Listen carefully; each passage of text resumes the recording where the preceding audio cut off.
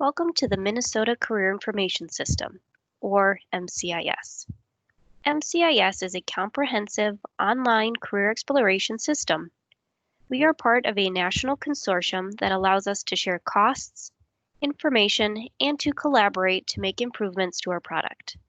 The focus of this webinar will be on the administrative side. The administrative side of MCIS is accessible for those who have a staff or site administrator account. When your MCIS account is first set up, the site administrator is given a general username and password and an administrator username and password. The administrator username and password is usually for one or two people who will be in charge of the site, be responsible for setting up staff accounts, and a few other site-wide decisions.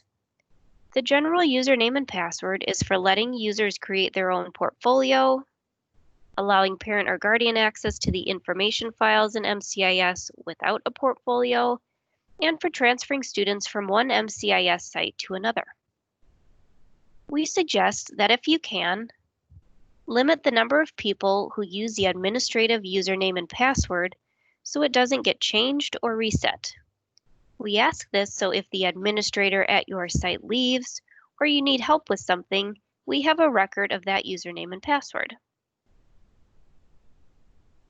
Before logging in, I want to show you a document that is available from the Training tab on our main or portal page. At the bottom of this page is a document called Getting Started with MCIS for Administrators and Staff. This is a great resource for setting up your site. A lot of what we will go over today is included in this document. If I go back to the main portal page, I'm going to get logged in to my site.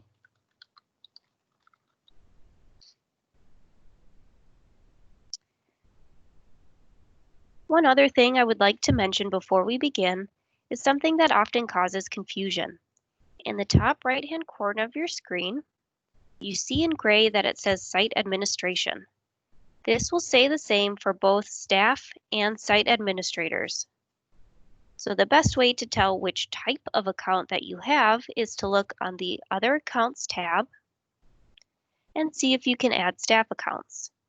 If you can, you have a site administrator account. If you cannot, you have a staff account. With either of the accounts, staff or site administrator, you can toggle back and forth between the administrative side, which is what we're on now, and the user side. This means that you do not need to create a mock user account for demonstrations. At the top of the page, there is a Hide and Show tab that allows you to click on the Go to CIS button to look at the user side. To go back to the administrative side, find the drop-down menu, click on Site Administration, and click on Go.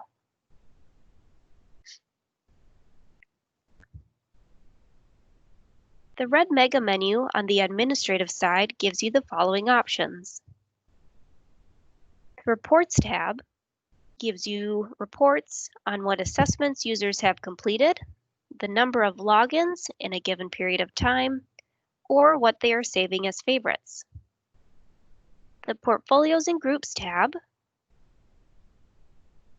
is where you can create and maintain user portfolios and create groups for those users. The Other Accounts tab is used to add staff accounts,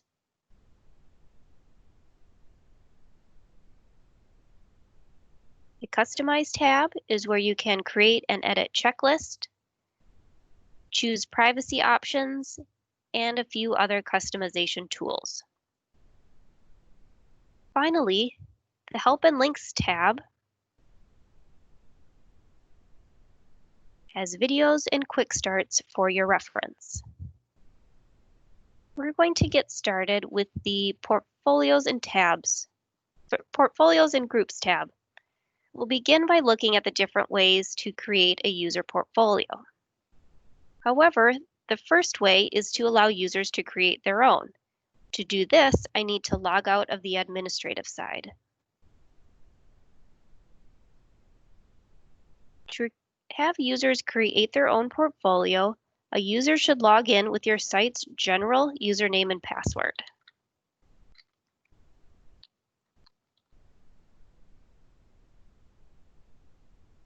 From this first page, they would click on the Create My MCIS on the right side of the page. From the next page, again, click on the blue Create My MCIS button. Now they will enter their own user information. As you can see, everything on this page, aside from their email, is required.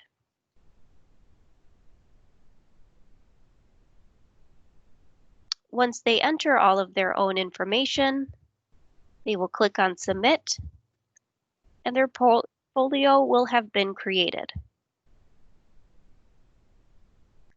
Next, they will log out of your site's general username and password site and log in using the credentials that they just created.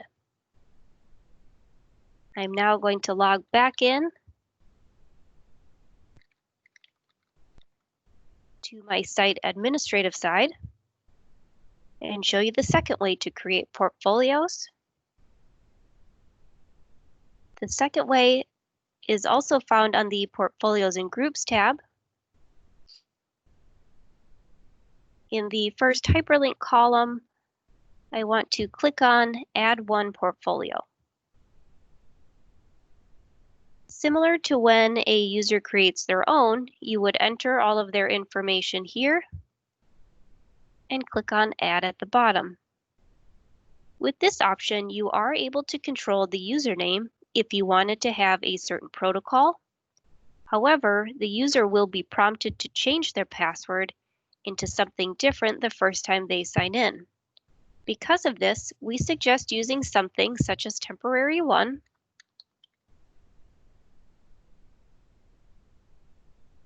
when the portfolio is created.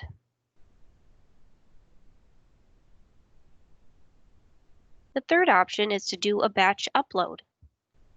So again, from the Portfolios and Groups tab, at the bottom of the first hyperlink column, click on Upload Several Portfolios.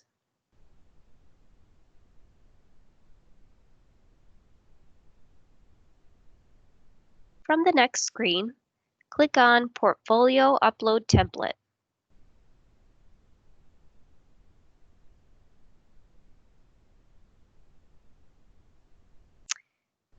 This opens a spreadsheet where you can fill in the new user information.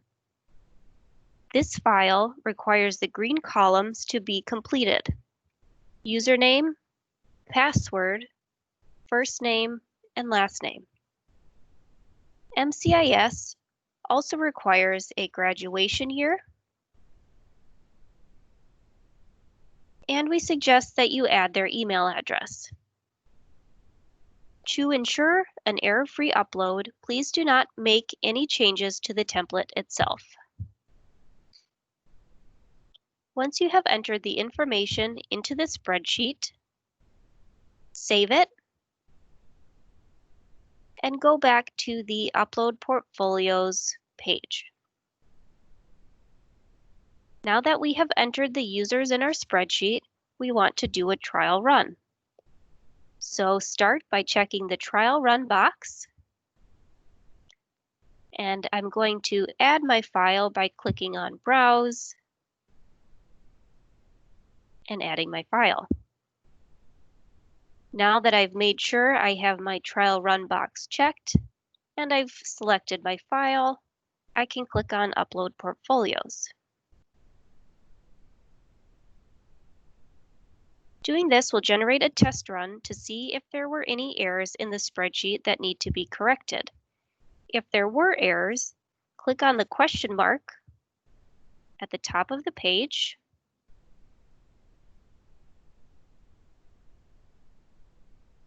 or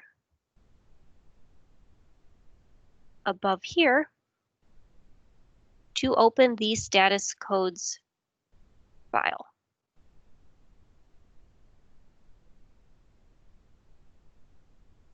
This allows me to find where the errors were, so I can then go back to my spreadsheet and make corrections.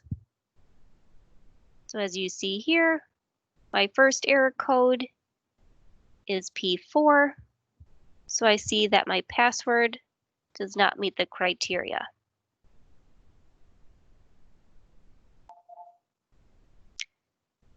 I will find my spreadsheet, make the changes I need to based off of my error codes, and do the trial run upload again. Once there are no errors in my spreadsheet, I can uncheck the trial run box, upload my file again, and then upload my portfolios to my site. The advantage to adding portfolios this way is that you have a saved record of username and passwords in case the user forgets. This will also hopefully prevent users from creating a duplicate portfolio if they forget their username or password. This also locks in the password for the user so they will not be prompted to reset it when they log in the first time. You will also notice in the upper right corner of this page that there is a Help and Tutorials button. If you click on that button, you will see some resources that will help you complete the task that you are working on.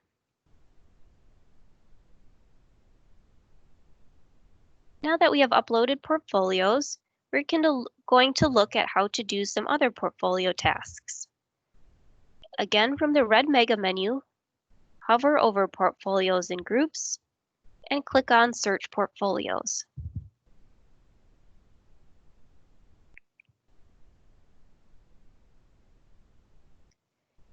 You can do almost anything related to maintaining portfolios from this option. By selecting the search mode and a task you want to complete, it will create a list of portfolios based on those selections. For example, if you wanted to transfer a user to a different site, select the search mode, All Users in Site, and select the Transfer Portfolios task mode. Then click on Generate Portfolio List. From here, I can go through and select the portfolios that I want to transfer by clicking on the box next to that name.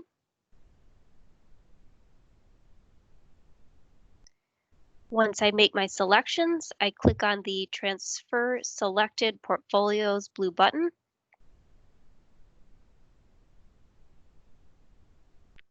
And on the next page, I will need the receiving site's general username and password. After I enter that and click on Continue, those users will be transferred to that new site.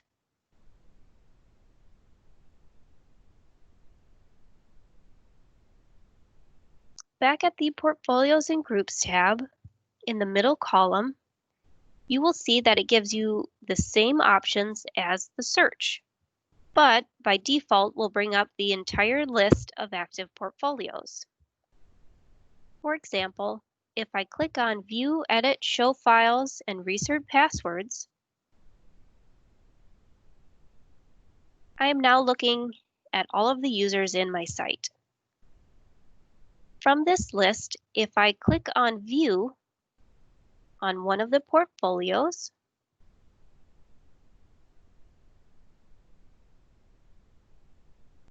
I can choose to view some or all of the content for that user's portfolio. I'm going to choose Select All Topics so I can see everything. And then at the bottom of this pop-up, I'm going to click on View Selected Items.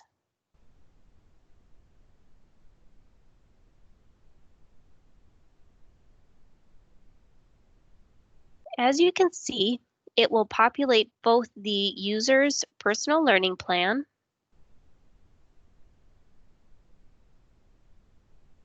as well as show me what the user has entered in their career plan.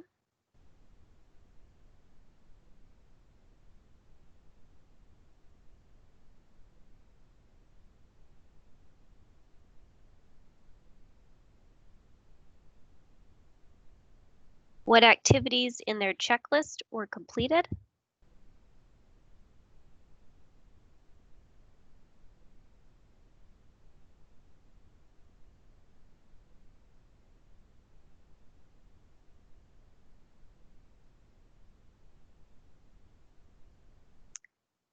a combined report of their assessments,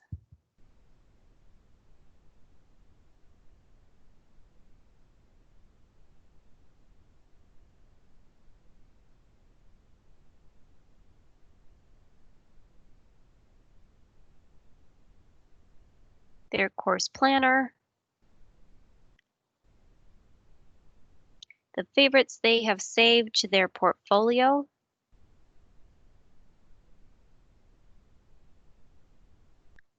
specific assessment results,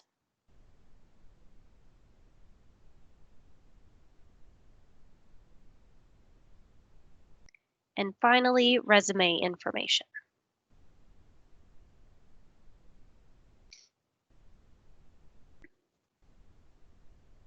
Next up in the Portfolios and Groups tab is Groups. Groups are a great way to run reports based only on what your users are doing. Users can be in multiple groups at the same time, and adding or removing group membership does not impact their portfolios. We will start by adding a group. In the Portfolios and Groups tab, in the far hyperlink column, click on Add New Group. The first step is to give my group a name, so I will call it the Deed Group. And click on Add. And now my group has been created. The second step is to add members to my group. So I click on the blue Add Accounts to Group button and use whichever search method works best for me, by name, graduation year, or all users in site, to generate my list. I'm going to select all users in the site, and then click on Generate List of Portfolios. Because I chose to look at all the users in the site, I can go through and check the box next to each user who I want in my group,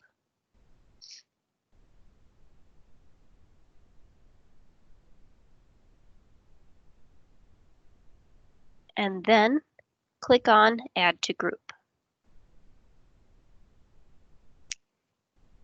And these 4 users are now in my new group, the Deed Group.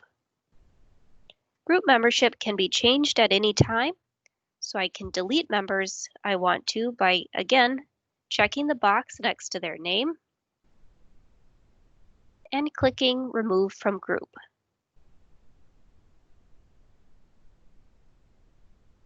As you can see, that user is now no longer in my group. If you want to delete the group itself, go back to the Portfolios and Groups tab, and in the last hyperlink column, click on Edit or Delete a Group.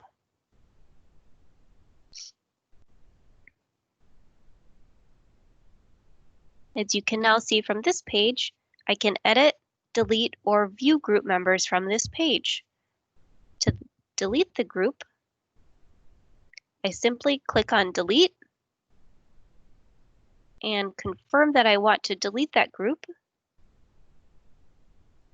and the group is gone.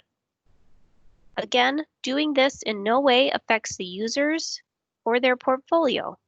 They simply do not belong to that group anymore.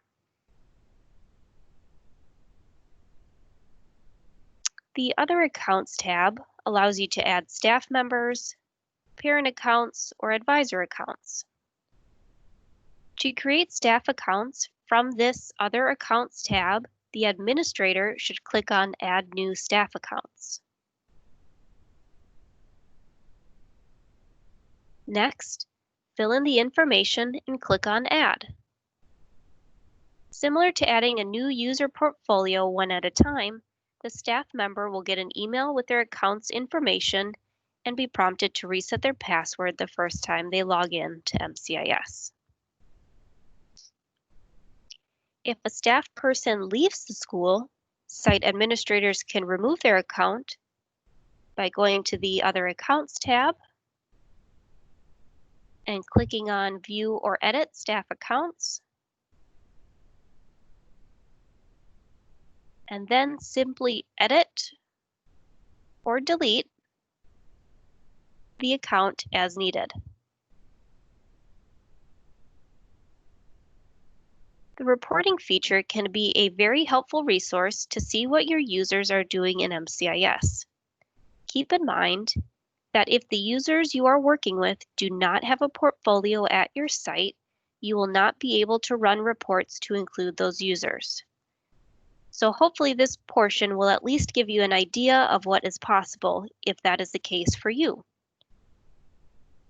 That said, you can't really break the feature, so feel free to play around and see what reports work best for you. In this webinar, we are going to go over the main areas of reporting.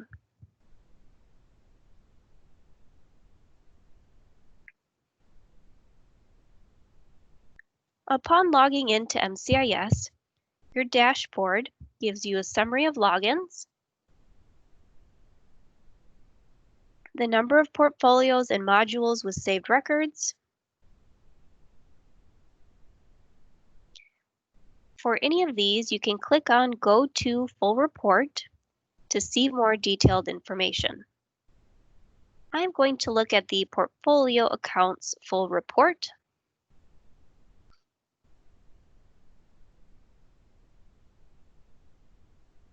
You will notice that it tells me the number of logins between 8/1/19 and today's date. This is the default setting for all reports. Each new session or login to MCIS will revert back to this default setting. To change it, you can click on the Report Settings button in the upper right-hand corner. From here, you can select your specific date range, but keep in mind when you make the change, you need to select a month, a day, and a year. If you do not choose a day, it will stay as August 1st of 2019. You can also choose if you want to look at all users, users by a graduation year, or users by a group. Once you apply these settings, they will become the default for the rest of your session. I'm going to choose to look at the graduation year for 2022, and my date range will be from September 1st of 2018 until August 31st of 2019.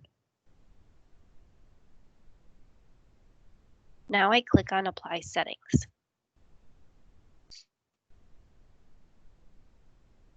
Now that I have chosen my report settings, I can see users who logged in to my site from that graduating class within this date range. I see that there are 15 portfolios in the 2022 graduation year, and of those 15, there were 11 logins during the time period that I set. Access to these summary reports can also be found on the Reports tab under the first header in the first hyperlink column.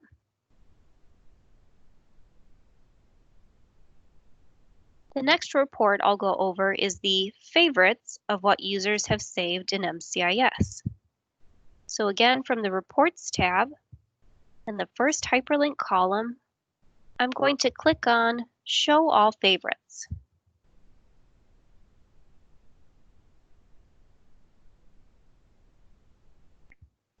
First, I want to show you how my default date is still at the same range as what I set in the last report.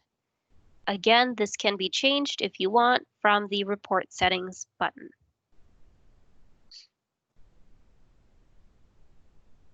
The All Favorites report shows all of the areas in MCIS where users who meet a report criteria have saved something as a favorite, such as career fields, favorite green jobs, occupations, programs of study, and so on. For example, if I were to click on financial aid, I can see all of the scholarships that users have saved in their portfolio.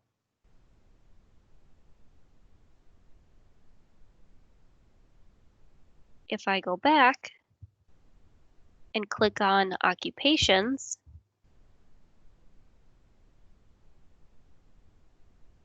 I can see all of the occupations or career clusters users have saved to their portfolio as a favorite. From this screen, I can also see which students have saved something as a favorite by clicking on Select.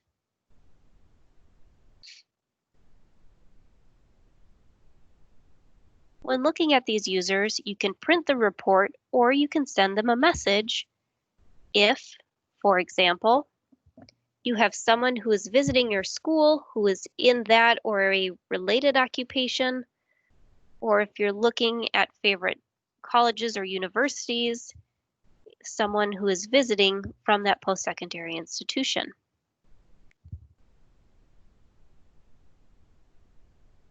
Reports can also be run on the different sorts available in MCIS, such as the financial aid sort, occupation sort, or school sort. These reports will show you if and when a user completed and saved a sort, but they will not show you what the results of that sort were. Reports can also be run on the different assessments available in MCIS. The Entrepreneurial Career Assessment, Reality Check, and Learning Styles Survey reports can be run only on if a student has completed that assessment or not. The Career Cluster Inventory, Ideas, both versions of the Interest Profiler and the Work Importance Locator will allow you to get more in-depth reports about those results. For example, the Career Cluster Inventory can be run 3 different ways. So from my Reports tab, if I click on Career Cluster Inventory, and then click on Career Cluster Inventory one more time, I can see the 3 different options. The first option is a summary by student. So I click on Generate Report. This will show you if a user has completed the assessment. Completed, not, and partial.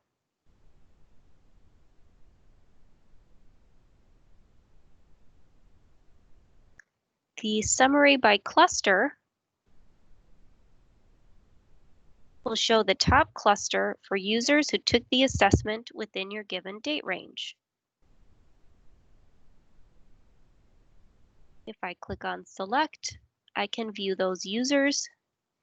And again, I can either print this report or send those users a message.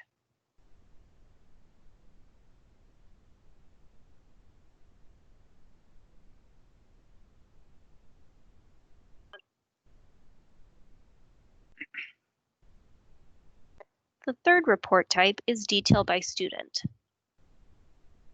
The detail by student will give you the complete assessment results for each student who took that assessment in the set time frame.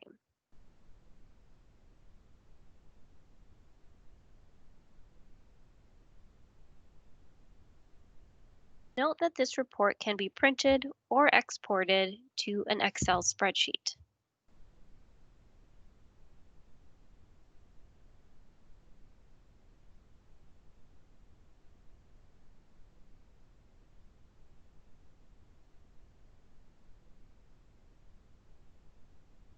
The final section I want to go over with you on the Reports tab is the planning tools.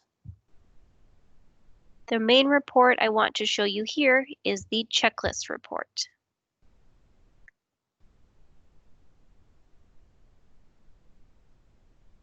Then I click on checklists one more time. And you can see the different report options available. I'm going to show you the detail report and the checklist activity report. I'm now going to select a single checklist for grade 9 and click on Generate Report. Next, I need to select up to 10 checklist activities I want to see the status for.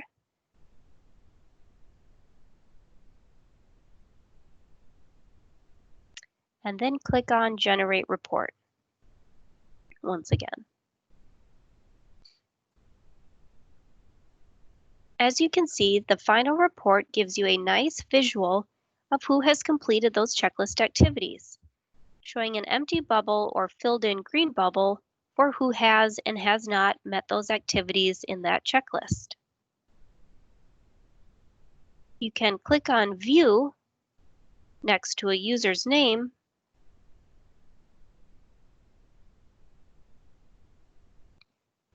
and be taken to that user's checklist to see even more detail.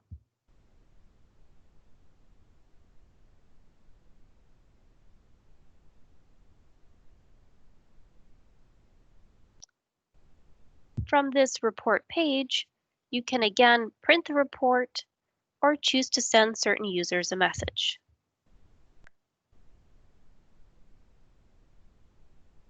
Next is the Customize tab, which allows for editing pieces of MCIS, such as checklists and the course planner.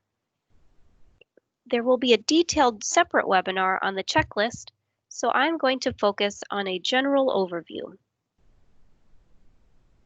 Checklists are a great way to implement MCIS and to ensure users in your site complete the tasks you want them to complete. To begin, I'll start by showing you what the checklists look like from the student side.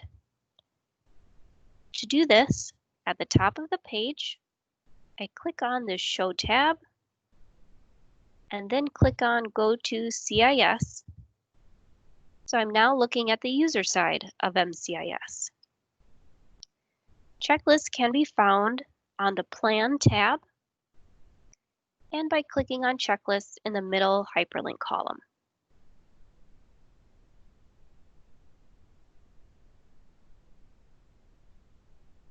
This is how the student sees the checklists. There are a few things I would like to point out. The help message talks about what is required to complete that activity. The red asterisk next to any activity tells the user that that is required. And the status column lets a user know if they have met or not met the requirements for that activity. Now that you have seen the student view of checklists, let's go back to the administrative side so we can see how to customize them. Again, at the top of the page, I click on my Show tab and choose from my drop-down to return to Site Administration and click on Go. To customize your checklists, we hover over the Customize tab and click on Create edit and export checklists.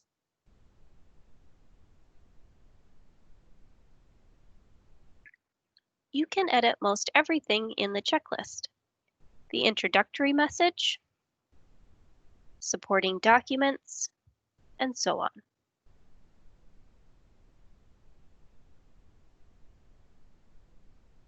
I'm going to start by duplicating one of the default checklists, which were designed by MCIS to help users complete their personal learning plan and to do career exploration.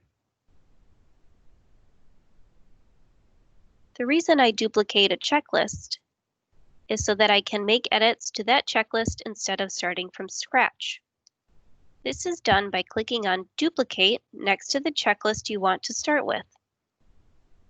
For my example, I'm going to use grade 9 and click on Duplicate.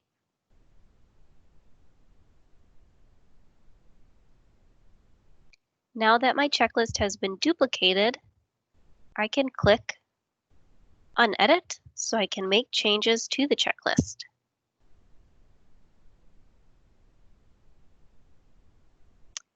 First, I choose the sequence number, which tells me where the checklist will display in order. If you want to, you can also change the checklist name. For example, I will use Deed Checklist.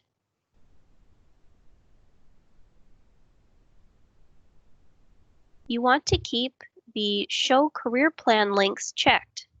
This ensures that the activity you create links to the correct location or reflection box in MCIS. You can make any changes to the introductory text for this checklist by clicking on Edit. You can also add any supporting documents for this checklist by clicking on Edit here. Now we are ready to make changes to the checklist activities.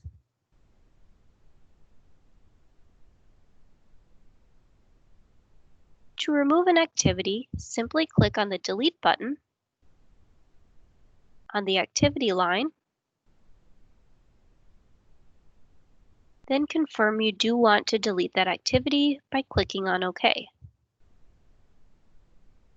So as you can see, I deleted activity 6, and it is no longer in my checklist. To edit an activity, click on the Edit button, and you will be taken to the details of that activity. From the editing option, you would most likely be changing the minimum number of words per entry or the minimum number of entries. Changing the activity description or changing the help message. It is important to keep in mind that the minimum number of words will affect whether or not an activity shows as complete. So if your activity has a minimum of 25 words, that activity will not show as complete until the user meets that criteria.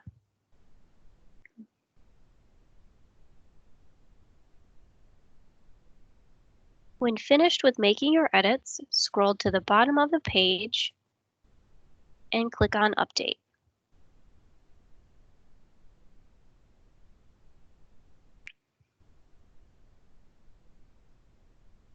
To add a new activity to your checklist, scroll to the very bottom of your checklist and start by entering a sequence number.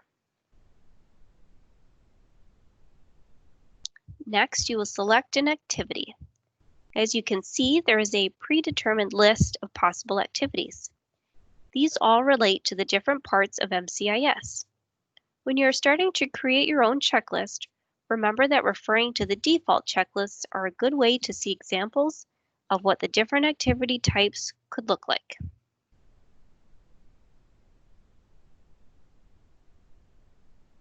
The next piece I would like to talk about is the course planner. The course planner can be a helpful planning tool for users. While it does not serve as an official transcript, it will allow them to plan which courses they need to take, as well as keeping a record of the grades they received for those courses. To show you the course planner, I am again going to go to the student side by clicking at the Show tab at the top of the page and clicking on Go to CIS.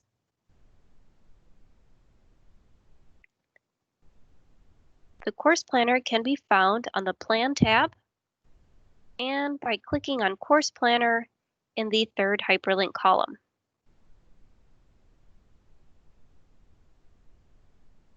One way to use a course planner is by having users manually enter their courses. Each subject is from a default list, such as math. However, users can type in the rest of the information, such as course name,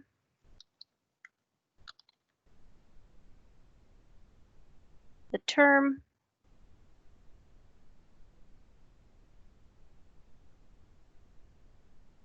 and the grade they received.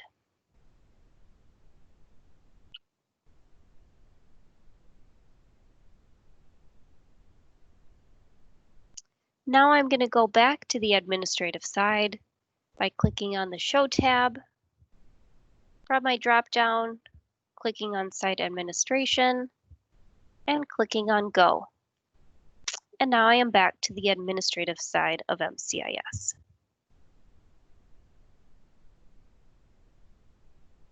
Another piece that can be edited in the Customize tab is the Portfolio Privacy options. This option can be found in the third hyperlink column under the Privacy header. This option allows you to choose whether administrators or staff can view the full portfolio for all users in your site. The two options available are to let the user decide or to always opt in. When you allow your users to decide, there are many pieces of information that may not be available for you to view. If you choose this option, users will be asked the first time they log into your site if they want to allow administrators or staff to view everything in their portfolio or not. When you select the Always Opt-in Portfolios option, users will be notified that everything in their portfolio is viewable to administrators and staff the first time they log in. It would be advisable to make this one of the first things you do in your site, because if you make changes to the privacy options, it will only apply to users who log in for the first time after you make this selection. The final tab, Help and Links, provides you with some resources. The Tools for Counselors and Teachers option brings you to a lot of available resources in MCIS. The quick starts are usually short, 1 to 2 page guides to help you with the basic functions in MCIS. For example, if I open the Creating Groups Quick Start, you see it gives me the basic instructions on how to create a group in MCIS.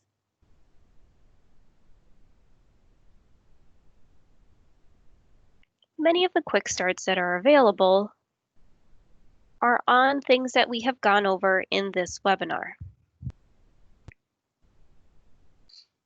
The Tutorials option has short videos that, similar to the quick starts, can help you with some of the basic functions of MCIS.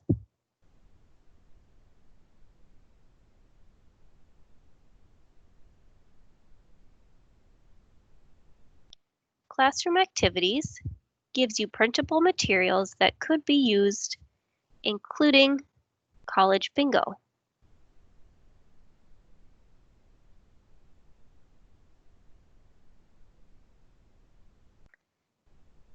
The Guides and Instructional Tools provides more detailed instruction for things such as checklists, assessments, and the career plan. For example, the checklist guide for site administrators. As you can see, this is a very long document that can help you if you decide to customize your checklists.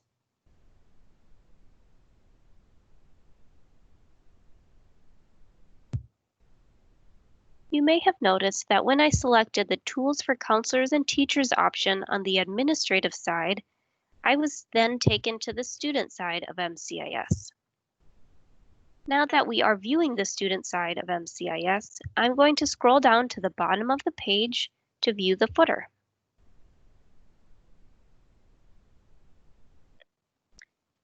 You will see that there is a MCIS resources column in the footer. And you will also notice that the Tools for Counselors and Teachers section can be accessed from here. Also within the MCIS resources column is Minnesota Materials. As the name suggests, these resources are more specific to Minnesota.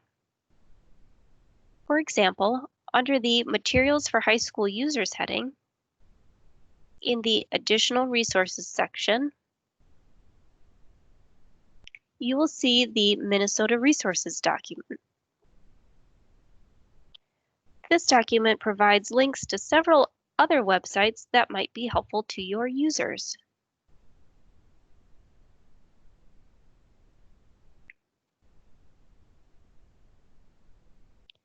The Materials for High School Counselors and Teachers section includes some scavenger hunt materials. These scavenger hunts can be helpful to introduce users to MCIS because it helps them learn to navigate the program. Lastly, the curriculum link, which is also in the footer,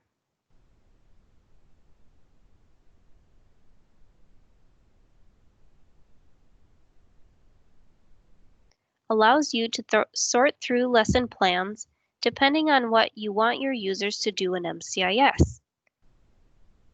The curriculum sort helps you find pre-made lesson plans by what you would like to focus on. You could search by the different MCIS components, such as one of the assessments or the resume creator. Other search criteria include career plan levels and themes, Common Core state standards, subject areas, or American School Counselor Association domains, mindsets, and behaviors.